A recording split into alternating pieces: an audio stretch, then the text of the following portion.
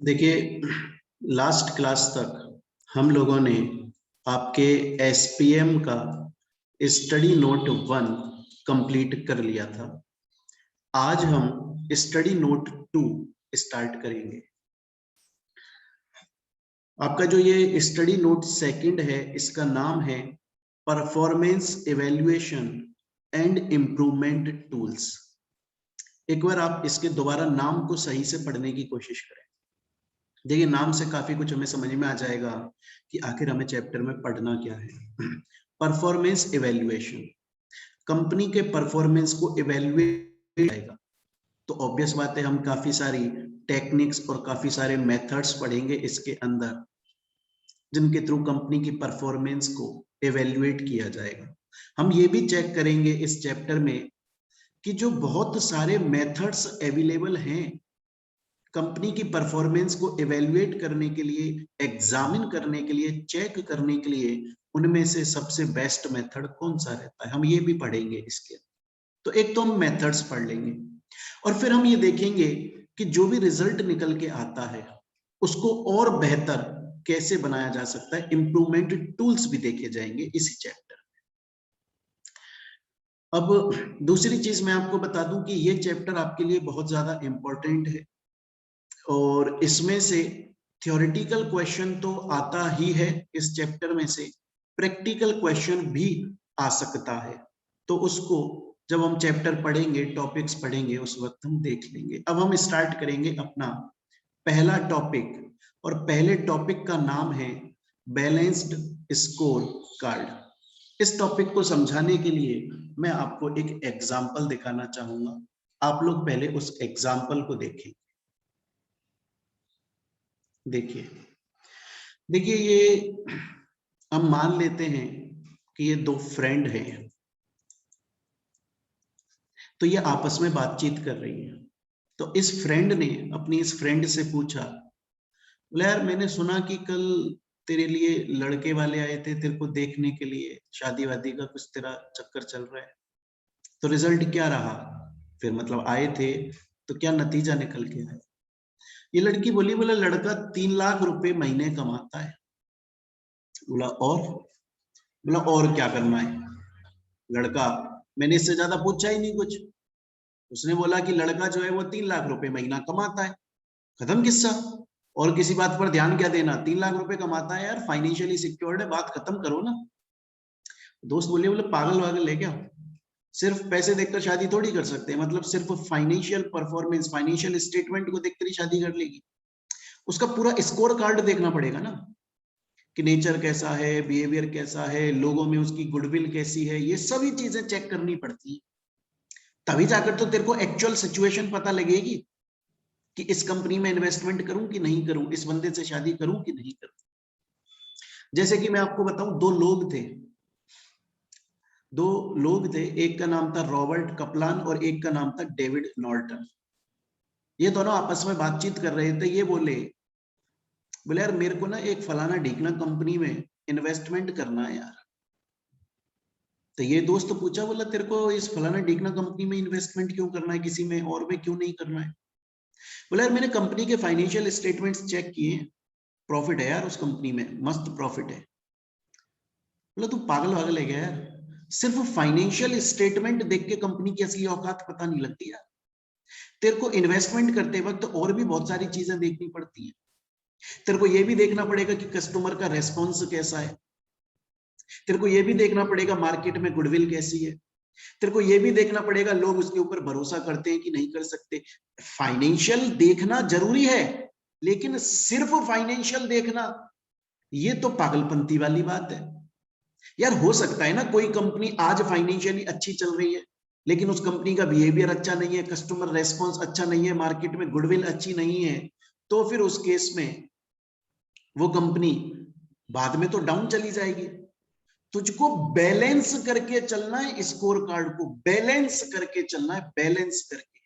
तो score card में सिर्फ एक चीज नहीं दे सकता, तू सिर्फ ये नहीं देख सकता कि क्रिकेट के अंदर अगर रविंद्र जडेजा, जो कि एक टाइम पे ऐसा ही मोहम्मद कैफ हुआ करता था, सिर्फ फील्डिंग से 25-30 रन बचा रहा है, लेकिन ना तो बैटिंग अच्छी कर पा रहा है ना बॉलिंग अच्छी कर पा रहा है। मोहम्मद कैफ को हटा दिया, सिर्फ एक चीज पर देखकर आप इन्वेस्टमेंट नहीं कर सकते, पूरी सभी चीजें बैलेंस करते हुए आपको चलनी पड़ेगी। इसके लिए आपको यह भी देखना पड़ेगा बंदे की फील्डिंग कैसी है, बैटिंग कैसी है, बॉलिंग कैसी है, डिसीजन मेकिंग कैसी है, बात मानता है कि नहीं मानता है, टाइम से प्रैक्टिस करता है कि नहीं करता है। पूरी चीज देखोगे तभी ना जाकर तुम इन्वेस्टमेंट कर पाओगे। एग्जाम्पल के तौर पे एक बार की बात है, एक इंटरव्यू देख रहा था मैं, एक बार एक इंटरव्यू देख रहा था। वो इंटरव्यू आ रहा था सलमान खान का, वो ना बॉडी बिल्डिंग के लिए बता रहा था, अच्छी बॉडी बिल्डिंग के लिए। वो बोला कि बॉडी बिल्डिंग के लिए सिर्फ अगर आप जिम के अंदर मेहनत कर रहे हो उससे काम नहीं चलेगा, वो तो करना पड़ेगा आपको, लेकिन उसके अलावा बहुत सारी चीजों को आपको बैलेंस करना पड़ेगा, तब जाकर आप एक्चुअल डिसीजन लेने की हालत में आ पाओगे। एक चीज के ऊपर आप लोगे तो सही डिसीजन, आपको अपनी डाइट भी अच्छी रखनी पड़ेगी, है ना, आपको अपनी स्लीप भी अच्छी, ऐसे करके उसने 5-6 चीजें बता दी। ये है बैलेंस स्कोर कार्ड, ये है balance score card. Balance score card एक तरीके की स्ट्रेटेजी होती है जिसमें हम ये चेक करते हैं कि कंपनी जो है आखिर उस कंपनी के अंदर किस तरह की परफॉर्मेंस चल रही है, इवेल्युएट किया जाता है।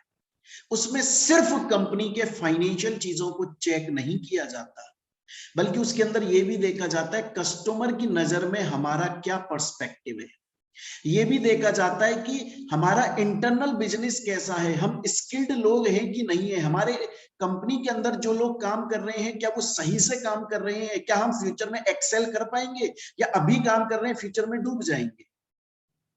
हम लोगों को अपने को कंटिन्यू इंप्रूव करना है, क्या हम पहले से बेहतर हुए या हम नीचे गिरते जा रहे हैं। हमें यह देखना है कि हमारे लोगों का फायदा, हमें ये सभी चीजें अगर देखोगे, अगर आप बैलेंस देख कंपनी का जो स्कोर कार्ड है अगर आप उसे बैलेंस करते हुए चेक करोगे तब जाकर आपको कंपनी का एक्चुअल परफॉर्मेंस इवैल्यूएशन हो पाएगा। सिर्फ एक चीज को देखकर आप कंपनी का एक्चुअल परफॉर्मेंस इवैल्यूएशन नहीं कर सकते। तो एक बार बच्चे मुझे चैट पर ये बताएं, अभी तक मैंने जो आपको कहानी सुनाई क्या उससे थोड़ा बहुत समझ में आया आप लोगों को कि नहीं आया?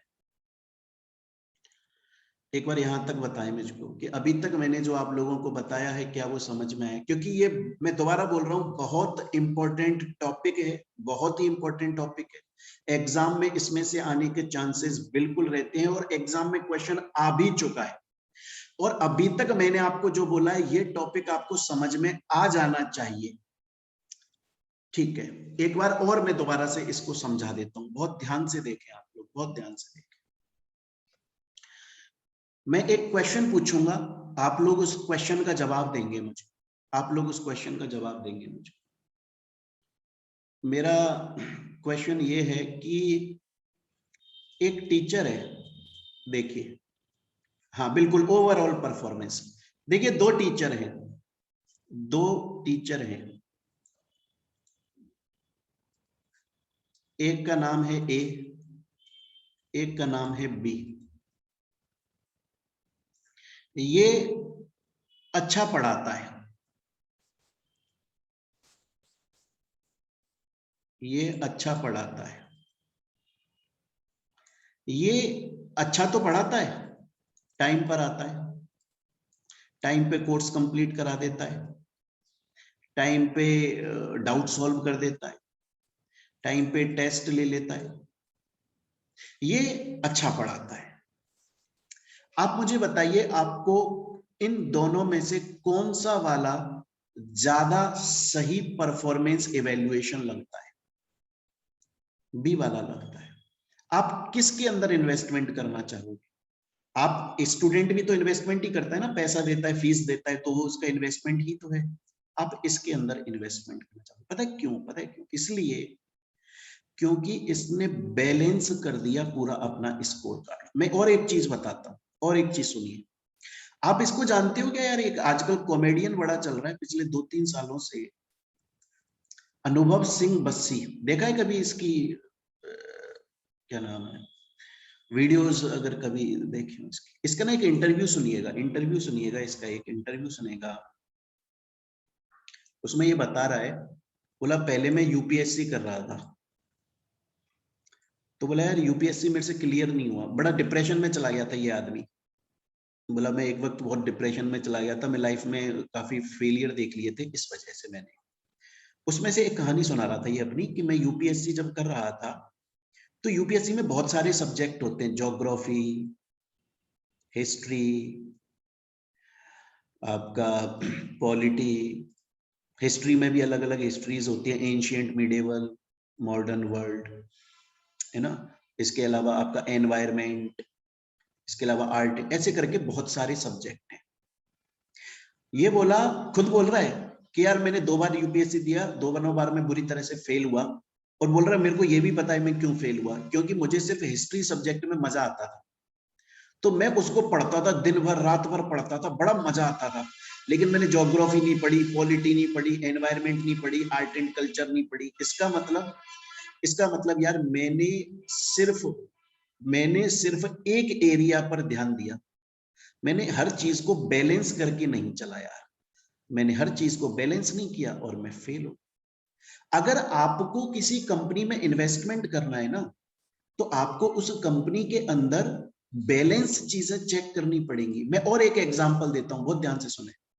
एक बार की बात है, मेरे पास में एक कहीं दिल्ली के, हाँ मेरे पास में एक दिल्ली के इंस्टीट्यूट से कॉल आया, बोला सर हम चाहते हैं कि आप हमारे स्टूडेंट्स को फलानी चीज पढ़ा दो। मैंने कहा सर मैं इसका जवाब कल दे दूंगा आपको। बोले ठीक है। तो मैंने फिर पता किया कि वो जो इंस्टीट्यूट है ना, वो जो कोचिंग है, वो अभी नई नई खुली है और उसमें बच्चे आ गए हैं, तो पैसा तो आ रहा है उसके पास में, लेकिन उसका मैनेजमेंट ठीक नहीं है, काफी सारी प्रॉब्लम है। तो पैसा तो आ रहा है फाइनेंशियली, तो अभी प्रेजेंट में तो दिख रहा है कि हाँ पैसा है, पर ये इंस्टीट्यूट की इमेज अच्छी नहीं है मार्केट में। बच्चा जो है ना वो खुश नहीं है कि यार इसमें टाइम पर कोर्स नहीं, फलाना ढिकना, ऐसे करके उसे बहुत सारे इश्यूज हैं। अगर मैं उस इंस्टीट्यूट से जुड़ जाता ना कहीं मेरी गुडविल पर भी अफेक्ट पड़ जाता, मेरा भी नुकसान हो जाता। तो मैंने उसको ड्रॉप मार दिया, मैंने इन्वेस्टमेंट ही नहीं किया उसके अंदर कि नहीं सर मैं नहीं पढ़ा पाऊंगा, आई एम सॉरी, आप किसी और को देख लीजिए।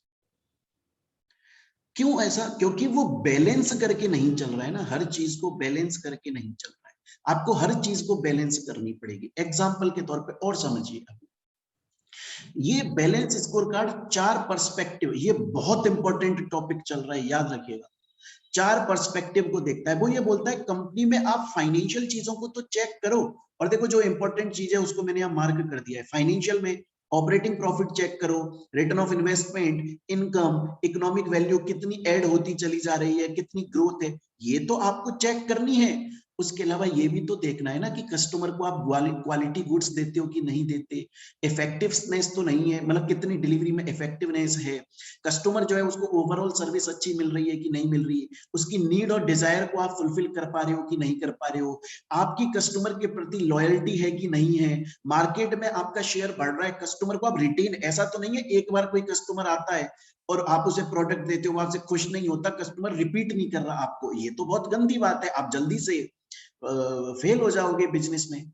इंटरनल भी देखना पड़ेगा आपको कि आपको नए नए इनोवेशन लेकर आने पड़ेंगे, जैसी जैसी लोगों की डिमांड चेंज हो रही है ना, उस तरीके से आपको खुद को चेंज करना पड़ेगा। आपको पोस्ट सर्विस भी सेल सर्विसेज देनी पड़ेगी, पोस्ट सेल भी कुछ सर्विसेज देनी पड़ेगी, और उसके अलावा खुद को आपको एबल बनाना पड़ेगा, आपको स्किल्ड लोग कंपनी के अंदर, ये पूरा अगर आप बैलेंस लेकर चलोगे तब जाकर आपकी कंपनी सही ट्रैक पर काम कर रही होगी। अगर सिर्फ आप ये आंख बंद करके सोच लोगे कि गोविंदा बन जाओगे अगर आप बॉलीवुड के, कि एक टाइम पर आप 10-10 15-15 मूवियां कर रहे हो और सोच रहे हो पैसा आ रहा है, तो जल्दी कट लोगे। आपको अमिताभ बच्चन बनना पड़ेगा, आपको हर चीज को, आपको टाइम पे भी आना पड़ेगा, आपको डायरेक्टर की बात भी सुननी पड़ेगी, आपको टाइम पे प्रमोशन पर भी जाना पड़ेगा, है ना, आपको अच्छी एक्टिंग भी करनी, आपको सब कुछ बैलेंस लेकर चलना है।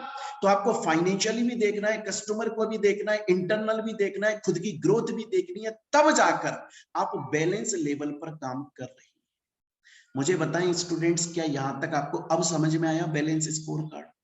अगर अब भी नहीं आया, कोई टेंशन वाली बात नहीं है, आप बिंदास पूछ सकते हैं, मैं दोबारा समझा दूंगा, नए एग्जांपल्स के साथ समझा। मेरे पास में जवाब आ रहे हैं कि सर आ गया समझ। अब देखें, अभी तक मैंने आपको बताया बैलेंस स्कोर कार्ड एक तरीके की स्ट्रेटेजी है, एक तरीके की टेक्निक है, एक तरीके का टूल है, एक तरीके का मेथड है जिससे कंपनी की परफॉर्मेंस को इवेल्युएट किया जाता है। और बैलेंस स्कोर कार्ड बोलता है कि सिर्फ कंपनी की फाइनेंशियल पोजीशन को ना देखते हुए और भी बहुत सारी चीजों पर आपको ध्यान देना चाहिए। ये चारों पर्सपेक्टिव जो यहाँ पर आपको लिखे हुए दिख रहे हैं, ये आपके माइंड में एकदम क्लिक कर जाने चाहिए, है ना, टिप्स पे याद होनी चाहिए ये चारों आपको। और इसके अंदर की जो मेन बात है वो देखो, मैंने अलग कलर से यहाँ पर आपको, ये जो अलग कलर आपको दिखाई दे रहे हैं ना बीच बीच में, ये मेन बात है, ये मैंने हाईलाइट कर दिया यहाँ पर, ये देखो ये हाईलाइट कर, जिससे आप सिर्फ इसी को पढ़ोगे रिवीजन करते वक्त तो आपके लिए और बेहतर हो जाएगी चीज। ये यहाँ पर इसका डायग्रामेटिक एक दिया हुआ है, सेम चीज है, वो डायग्राम से बताई हुई है। आगे चलते हैं। सर क्या इससे रिलेटेड क्वेश्चन आ चुका है एग्जाम में? डायरेक्टली क्वेश्चन आ चुका है, आप देख सकते हैं। देखिए वो पूछ रहा है कि बेनिफिट्स और लिमिटेशंस बता दो बैलेंस स्कोर कार्ड के। तो उसको मैं एक बार अभी समझाऊंगा, अभी हम पढ़ेंगे, मैं आपको दिखा रहा हूं इससे रिलेटेड क्वेश्चन। देखिए दिसंबर 2018 के अंदर ही आए हैं, 14 नंबर के क्वेश्चंस आए, आप देखिए 5, 5 और 4, 14 मार्क्स के क्वेश्चन सिर्फ दिसंबर 2018 में है, तो काफी इंपॉर्टेंट है। चलिए अब मेरे पास में एक क्वेश्चन आया है, पहले उस क्वेश्चन को मैं सॉल्व कर देता हूँ। इंटरनल बिजनेस वाले पॉइंट, एक मिनट बिल्कुल समझा देते हैं, एक मिनट रुक जाए।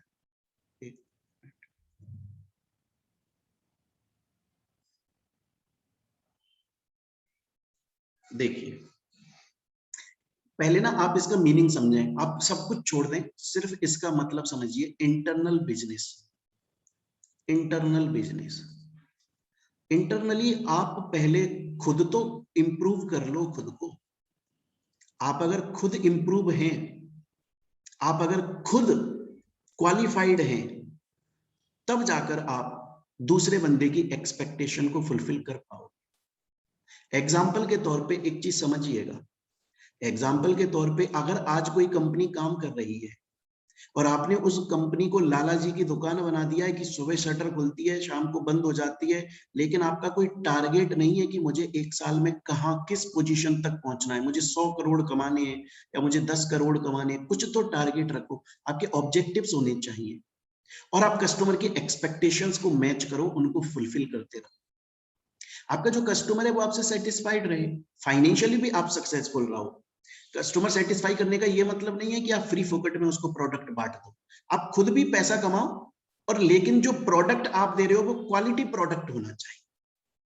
जैसे एग्जांपल के तौर पे अगर कोई कोचिंग इंस्टीट्यूट ये बोलता है कि साहब मैं फीस में कमी नहीं करूंगा, मैं फीस तो एज इट इज जो है वही लूंगा, एक धेला भी कम नहीं करूंगा, लेकिन हाँ मैं पढ़ाऊंगा आपको क्वालिटी, मजा आएगा आपको, आपको इसमें कोई शिकायत नहीं आएगी, यही होना चाहिए। खुद को इंप्रूव इतना कर लो कि आपकी क्वालिटी सबसे बेहतर हो, अपने ऑब्जेक्टिव्स को अचीव करो। देखो इसके अलावा इनोवेशन लेकर आओ आप। आज सोचिए एक बार के लिए, आप खुद सोचिए, जब ऑफलाइन क्लासेस चलती थी उस वक्त पर अगर कोई टीचर पढ़ा रहा है तो क्या है ना, बच्चा उसके सामने है तो वो वहीं पे एग्जाम्पल को सुना भी सकता है। लेकिन जब आप ऑनलाइन पढ़ा रहे हो तो आपके पास में इतना अच्छा माध्यम है कि आप उस एग्जाम्पल को दिखा सकते हो। पहले आप एग्जाम्पल के थ्रू इमेजिन करवाते थे कि अमिताभ बच्चन ने फलानी मूवी में क्या किया, आप उसे दिखा दो कि देखो अमिताभ बच्चन ये कर रहा है इस पिक्चर में। यार इनोवेशन लाओगे आप तभी तो मार्केट में सस्टेन करोगे, अगर पुरानी चीजों पर टिके रह जाओगे फिर तो लोग बोर हो जाएंगे आपसे, फिर तो आप कपिल शर्मा की तरह धीरे ना धीरे डूबने लग जाओगे, एक ही तरह की काम करते रहोगे। यही बात इसमें बताई गई, आपको एफिशिएंट बनना पड़ेगा, आपको कंसिस्टेंट रहना पड़ेगा, है ना, आपको कंसिस्टेंट रहना पड़ेगा। आप देखिएगा एक बार, अभी ना आपको पता है एक बीवी की वाइन्स करके एक लड़का है ना, तो वो बहुत फेमस है आज के वक्त पे वो लड़का, और अभी उसका कुछ नया कुछ हो रहा है उसका, मैं इतना ज्यादा तो नहीं मुझे ध्यान है, बट उसका कुछ वो कर रहा है। तो उसका कुछ प्रमोशन कर रहा है वो लड़का। आप देखिए कितनी बड़ी स्टेज पर पहुंच गया है कि आज वो काफी बड़ी स्टेज, आजकल वो बड़े बड़े लोगों से साथ में एक्टिंग वेक्टिंग करता है, काम करता है, वो टीवी पे भी आने लग गया है आजकल। तो कोई लोग आदमी ये बोले कि यार बताओ इस तो बढ़िया किस्मत चमक गई इसकी, अरे यार उसने काम किया होगा ना, कम से कम उसने 5 से 6 साल काम किया होगा। मेरे को याद है 2015 में एक स्टूडेंट मेरे को लेकर आया था, बोले देखो सर ये लड़का वीडियोस बनाता है, आजकल ये फेमस हो गया है। कंसिस्टेंट तो रहना पड़ेगा ना आपको, क्वालिटी प्रोडक्ट तो देना पड़ेगा ना आपको। अगर 2 दिन के लिए निरमा का अगर एड नहीं आए टीवी पर तो लोग सोचते हैं निरमा कंपनी शायद तक बंद हो गई।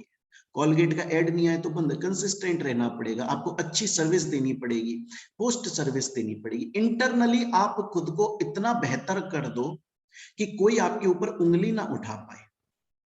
आप लोगों को खुद को इतना कॉन्फिडेंस होना चाहिए कि हाँ यार, कंपनी को इतना कॉन्फिडेंस हो कि मैंने जो किया वो सही किया। अब आया समझ में आज तक? चलिए अब देखें नेक्स्ट, बहुत ही इंपॉर्टेंट चीज देखिएगा। अभी तक मैंने क्या क्या बताया?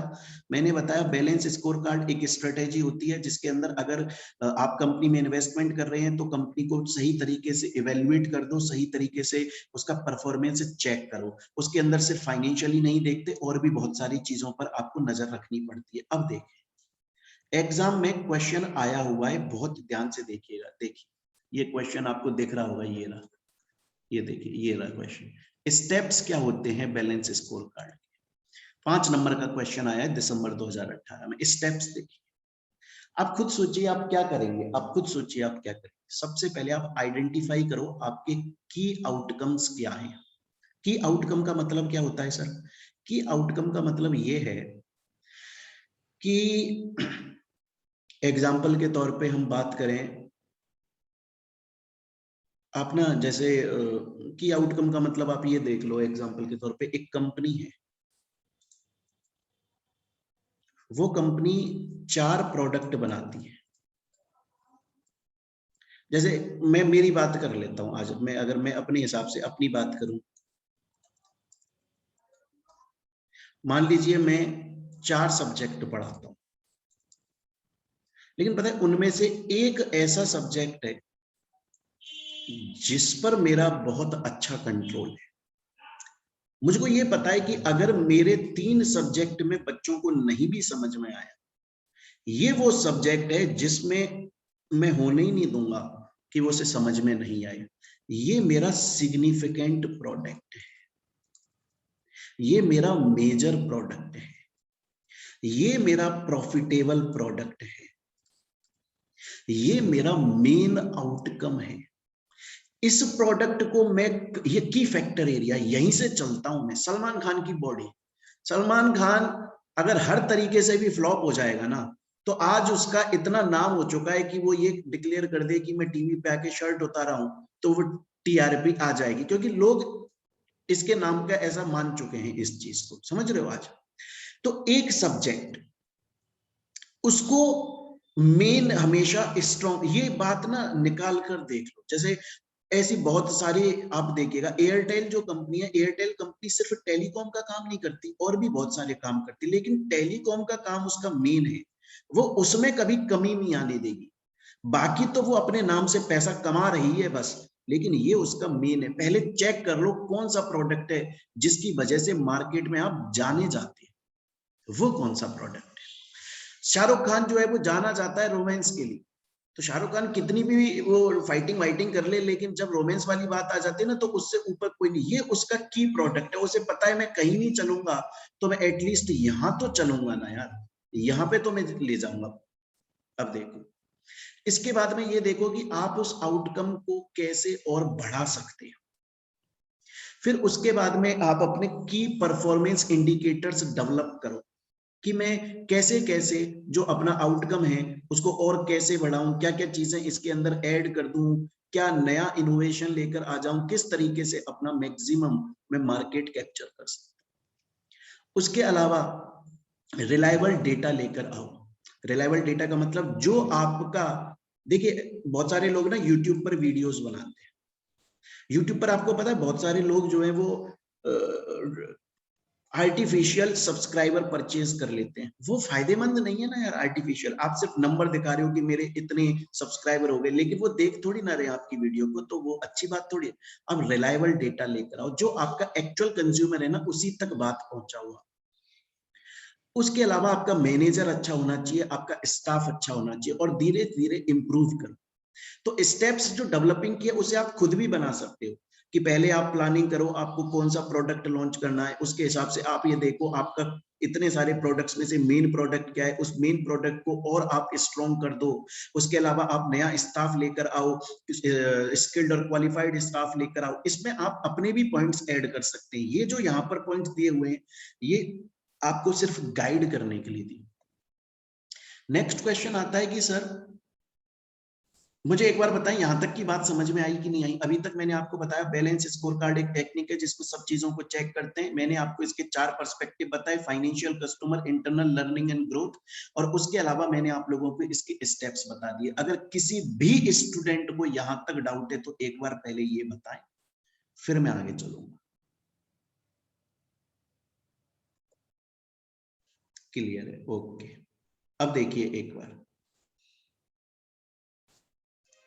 देखिए हमने ये वाला क्वेश्चन का आंसर देख लिया। एक क्वेश्चन पता है आपका ये भी आ चुका है कि discuss the information required for performance measurement under balance score card. इसको अगर मैं ना समझाऊं ना तो भी बच्चे लिख देते हैं। बच्चे बोलते हैं सर समझा तो दिया, कौन कौन सी इंफॉर्मेशन जरूरी है। एक तो सर फाइनेंशियल इंफॉर्मेशन जरूरी है, एक सर कस्टमर का रेस्पॉन्स जरूरी है, एक सर कंपनी की लर्निंग जरूरी है, एक सर उसका इंटरनल बिजनेस एवेल्युएशन जरूरी है, एक सर ये जरूरी है कि वो कितना आफ्टर सेल सर्विस बढ़िया देता है कि नहीं देता, एक सर कस्टमर का फीडबैक जरूरी। ये सभी चीजें जरूरी है, तब जाकर बैलेंस स्कोर कार्ड के थ्रू हम मेजर कर सकते हैं। ये बात मैंने यहाँ पे लिखी है। फाइनेंशियल चीजें जरूरी हैं, साथ में नॉन फाइनेंशियल भी जरूरी हैं। कितना इंप्रूवमेंट लेकर आ रहे हैं, डेवलप कर रहे हैं कि नहीं कर रहे एक्टिविटीज को, रेगुलर रिपोर्ट लेते हैं कि नहीं लेते हैं अपने लोगों की, जो उनका मेन एरिया है वहां पर सही से काम करते कि नहीं करते। वही सेम चीज रिपीटेड है। मेरे से बहुत बार स्टूडेंट ये भी बोलता है कि सर जब बैलेंस स्कोर कार्ड का मेन मीनिंग आपने समझा दिया तो बार बार इतने बड़े नोट्स क्यों दिए हैं। वो इसलिए दिए हैं जिससे आप जब पढ़ो तो एटलीस्ट आपको चीजें क्लिक कर जाए, समझ में तो आ गया है, बट एक बार ये पॉइंट्स आप लिख दोगे ना तो आपको एग्जाम में थोड़े एक्स्ट्रा मार्क्स मिल जाएंगे। क्योंकि हम सिर्फ अगर हमारे सब कुछ मन का लिख देंगे तो क्या है, सभी पॉइंट्स ऐसे लगेंगे मिलते जुलते से पॉइंट्स हैं। तो इसलिए थोड़े से पॉइंट्स आपको दे दिए हैं गाइड करने के लिए, जिससे आपका जो कंसेप्ट है वो थोड़ा ज्यादा क्लियर हो जाए। देखिए नेक्स्ट बात, इंफॉर्मेशन रिक्वायर्ड, वही सेम चीज यहां पर दी हुई है जो हमने पहले पढ़ी थी। Customer perspective, internal perspective, same चीज रिपीटेड है यहां तक।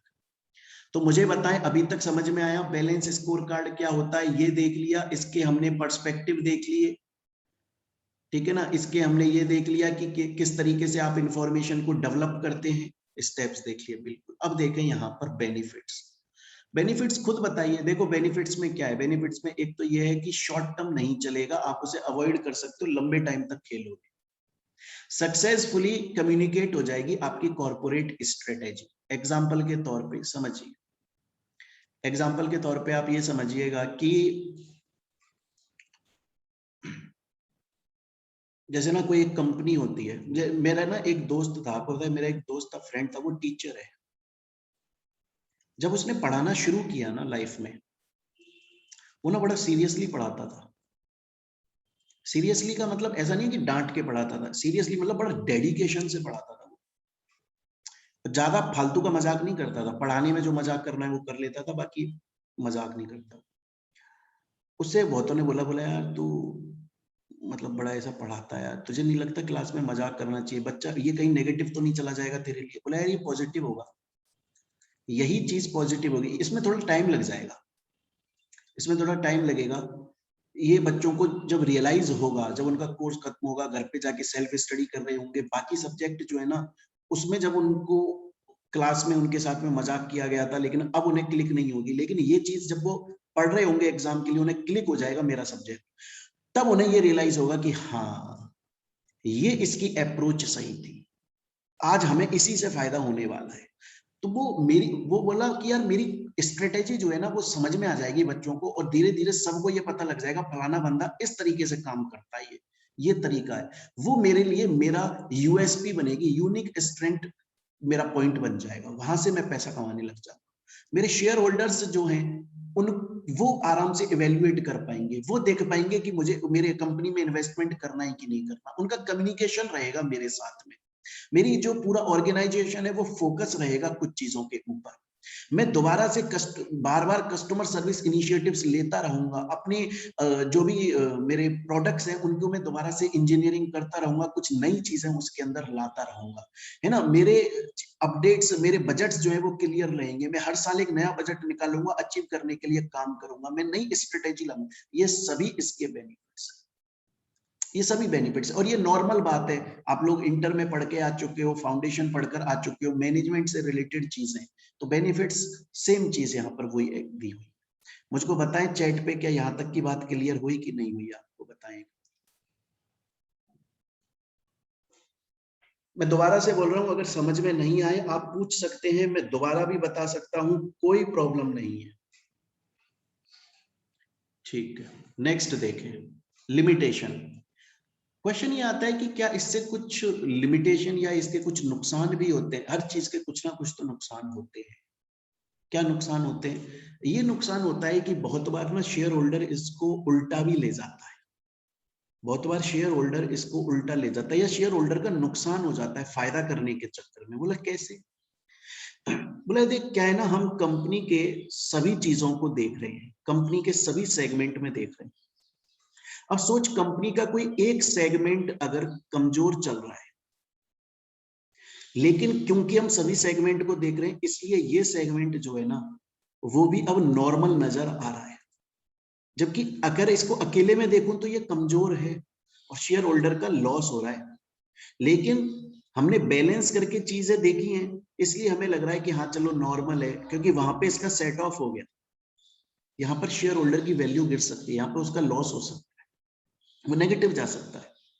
या फिर ये भी हो सकता है कि एक तो आप चीजों को सिंगल लेके चलते हो, आप एक एग्रीगेट लेकर चलते हो, वहां पर आप कंट्रोल नहीं कर पाओगे, है ना, वहां पर आप कंट्रोल नहीं कर सकते हो चीज को। एक तो है कि कोई कंपनी अभी तक सिंगल प्रोडक्ट बनाती थी, या कोई कंपनी एक पर्टिकुलर डिपार्टमेंट का ध्यान रखती थी, अब आपने उसे बहुत सारे डिपार्टमेंट का काम दे दिया, तो वहां पर वो फेल हो सकती है, चांसेस ऐसा ऐसा भी हो सकता है डिपार्टमेंट्स में कंफ्लिक्ट हो जाए, कंफ्यूजन हो जाए।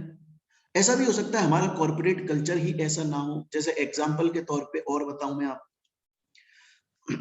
मेरे को ऐसा लगता है कि अगर कोई कोचिंग इंस्टीट्यूट है ना,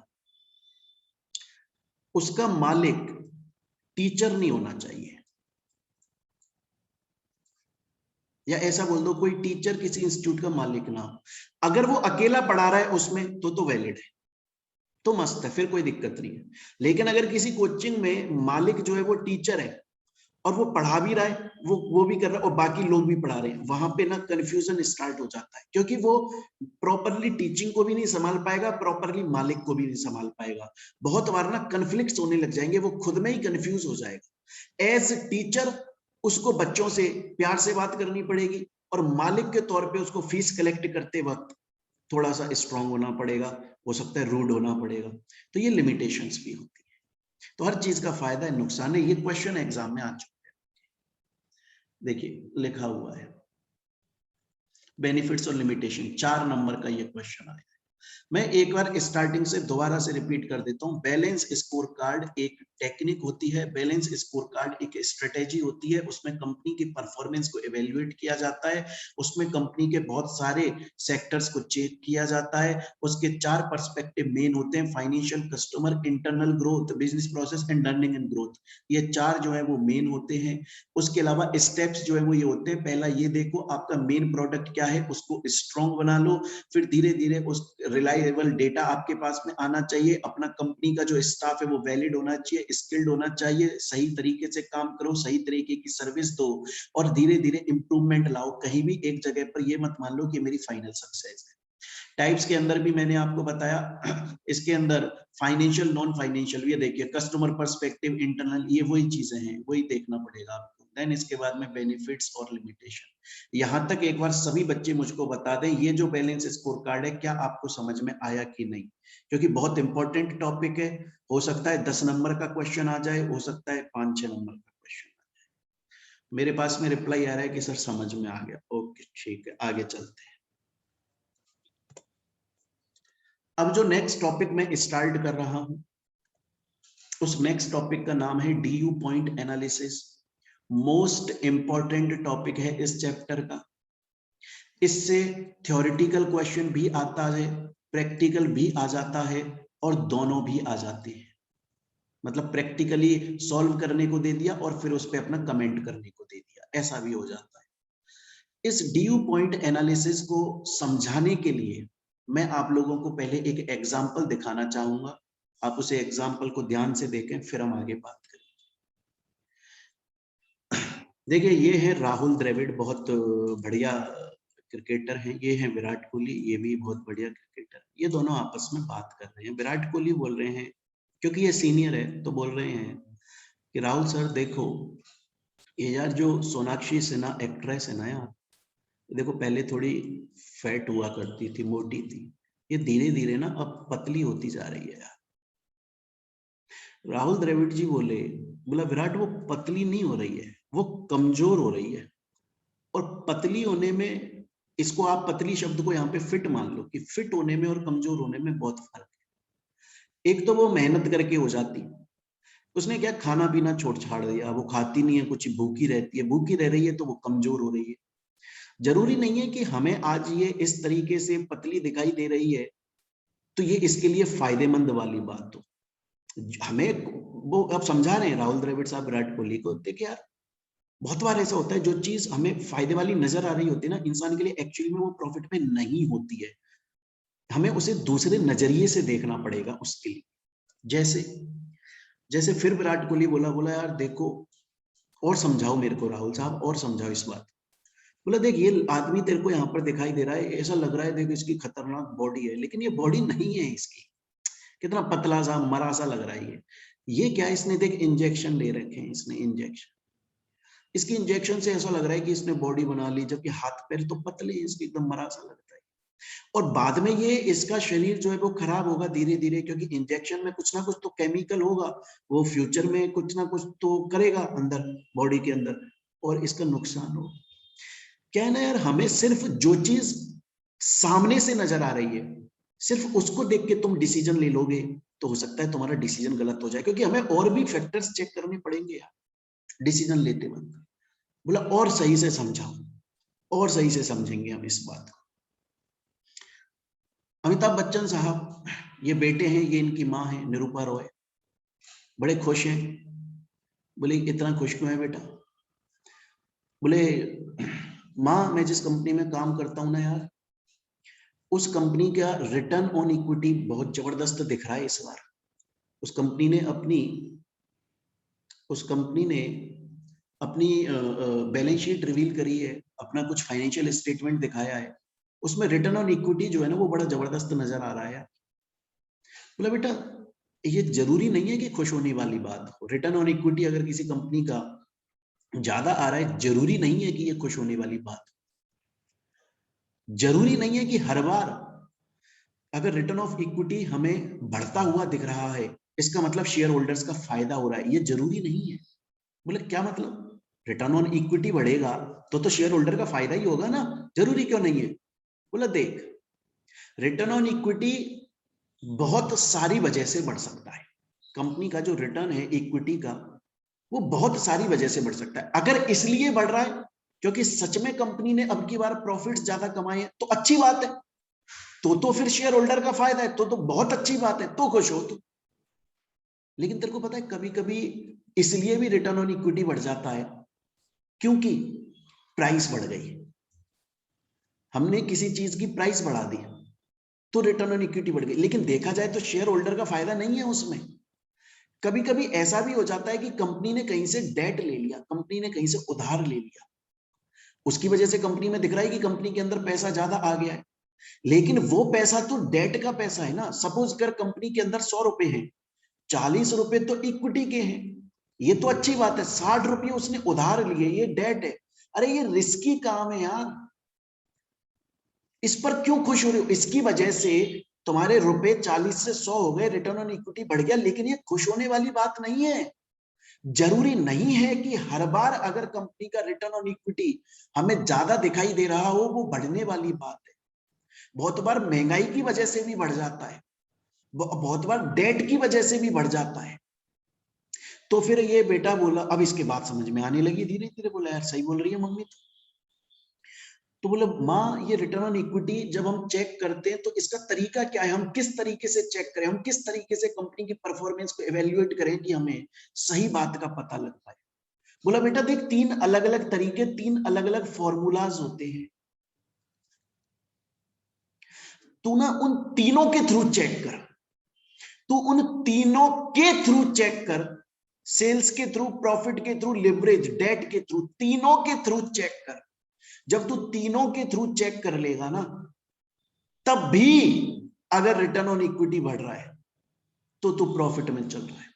सोच कि अगर प्रॉफिट की वजह से रिटर्न ऑन इक्विटी नहीं बढ़ रहा है बल्कि डेट की वजह से बढ़ रहा है, फिर गाय को 32 दिखा के खुश हो रहा है, फिर तो कोई शेयर होल्डर का फायदा थोड़ी है इसमें, बल्कि कंपनी ने पैसा उधार पे ले लिया, तेरे को तो डरना चाहिए, कंपनी कल को बंद हो गई, तेरा पैसा डूब जाए। इसे हम डीयू एनालिसिस बोलते हैं, इसे हम डीयू एनालिसिस बोलते हैं। अब बहुत ध्यान से ये लैंग्वेज पूरी पढ़िएगा, एक एक पॉइंट में पढ़ के सुना रहा हूं क्योंकि ये वो पॉइंट नहीं है। डीयू पॉइंट एनालिसिस आपके मॉड्यूल में बहुत ही बेकार तरीके से दिया हुआ है, अगर आप मॉड्यूल पढ़ेंगे तो मुझे नहीं लगता वो इतने अच्छे से समझ में आ पाएगा, इसलिए इसको मैंने अपनी लैंग्वेज में लिखा है, बहुत ध्यान से पढ़े। रिटर्न ऑन इक्विटी एक बहुत स्ट्रॉन्ग मेजर होता है ये पता करने का कि कंपनी किस तरीके से काम कर रही है, कंपनी की वैल्यू कितनी। इसीलिए इन्वेस्टर्स जब भी कंपनी में इन्वेस्टमेंट कर रहे होते हैं तो कंपनी का रिटर्न ऑन इक्विटी चेक करते हैं। लेकिन बहुत बार ऐसा नंबर होता है, बहुत बार ऐसा होता है कि रिटर्न ऑन इक्विटी का जो नंबर हमारे सामने निकल के आता है इन्वेस्टर्स के सामने, वो मिसलीडिंग होता है, और इन्वेस्टर्स जो है वो असलियत ना जानकर बायस्ड हो जाते हैं और उन्हें लगता है कि हमें इसके अंदर इन्वेस्टमेंट कर देना चाहिए कंपनी में, जबकि एक्चुअली में नहीं करना चाहिए था, क्योंकि रिटर्न ऑन इक्विटी डेट की वजह से बढ़ा था, फाइनेंशियल लिवरेज की वजह से बढ़ा था, रिस्की प्रोजेक्ट ना कि प्रॉफिट की वजह से बढ़ा। नॉर्मली रिटर्न ऑफ इक्विटी का आप देखते हो not net profit divided by share holders fund, वो हम निकाल देते हैं कि शेयर होल्डर कितना कमा रहा है उस पर। लेकिन ये जो ड्यू पॉइंट एनालिसिस है ये इस बात को यहाँ पर ब्रेक करता है, तोड़ता है, और एक हमारी अच्छी अंडरस्टैंडिंग बनाता है, जहां पर हमको ये पता लगता है कि रिटर्न ऑन इक्विटी जो है वो बहुत सारे मैटर्स को देखते हुए निकलता है, ना कि सिर्फ किसी पर्टिकुलर चीज को देख के निकलता है, बल्कि इन्वेस्टर को कंपनी की बहुत सारी चीजों को चेक करना।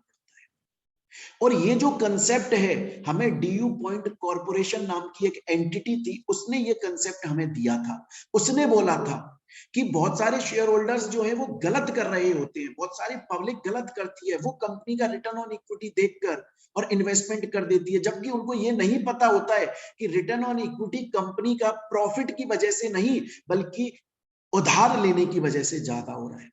रिटर्न ऑन इक्विटी जो है उसको हम 3 रेशियो से कैलकुलेट कर लेते हैं, नेट प्रॉफिट, असेट टर्नओवर और फाइनेंशियल लिवरेज, जैसे इक्विटी मल्टीप्लायर का नाम भी दिया जाता है। एक बार सभी बच्चे मुझको बताएंगे क्या ये बात समझ में आई आपको? डीयू पॉइंट एनालिसिस का अभी तक मैंने जितना समझा, ये खत्म नहीं हुआ है, ये कंसेप्ट कल की क्लास में भी चलेगा। पहले मुझको आपको इन तीनों फॉर्मूलाज को अलग अलग समझाना है, फिर उसके बाद में इन तीनों फॉर्मूलाज को एक में कन्वर्ट करके समझाना है, और फिर उसके बाद को हमें प्रैक्टिकल क्वेश्चन भी करना है। ठीक है ना? 10 नंबर का क्वेश्चन आ चुका है डायरेक्टली आपके एग्जाम में, इसलिए हमें अब मुझे सिर्फ इतना बताओ, यहां तक समझ में आना चाहिए, आप स्टेप बाय स्टेप लेकर चल पाऊंगा मैं आपको। डीयू पॉइंट एनालिसिस का मतलब है कि कंपनी की रिटर्न ऑन इक्विटी को जब आप चेक कर रहे हो तो हो सकता है share holder return on equity को देखकर मिसलीड कर जाएं और कंपनी में इन्वेस्टमेंट कर दें। लेकिन रिटर्न ऑन इक्विटी ज्यादा इसलिए भी हो सकता है कि कंपनी में महंगाई आ गई थी, या फिर प्राइस बढ़ा दी गई थी, या फिर डेट ले दिया था, और उस केस में अगर शेयर होल्डर इन्वेस्टमेंट कर रहा है तो वो सही बात नहीं है। इसलिए हमें ज्यादा अच्छे से कंपनी के परफॉर्मेंस को इवेल्युएट करने के लिए डीयू पॉइंट का सहारा लेना पड़ता है, डीयू पॉइंट एनालिसिस करना पड़ता है। और डीयू पॉइंट बोलता है कि आप तीन रेशियोज के थ्रू रिटर्न ऑन इक्विटी निकालिए, तब जाकर आपका असली समझ में आएगा। सभी बच्चे एक बार चैट बॉक्स पर दोबारा से बता दें मुझको यहां तक का क्लियर है कि नहीं, क्योंकि आज की क्लास में मैं इतना ही पढ़ाऊंगा, बाकी जो है मैं कल की क्लास में कंटिन्यू करूंगा। ये वाला कंसेप्ट यहां पर खत्म नहीं हुआ है, अभी चलेगा, कल की क्लास में और चलेगा। मेरे पास आ रहे हैं कि सर यहां तक समझ में आ गया, ओके, तो बाकी का हम लोग कल कंटिन्यू करेंगे। आपकी क्लास आज की यहीं पे खत्म।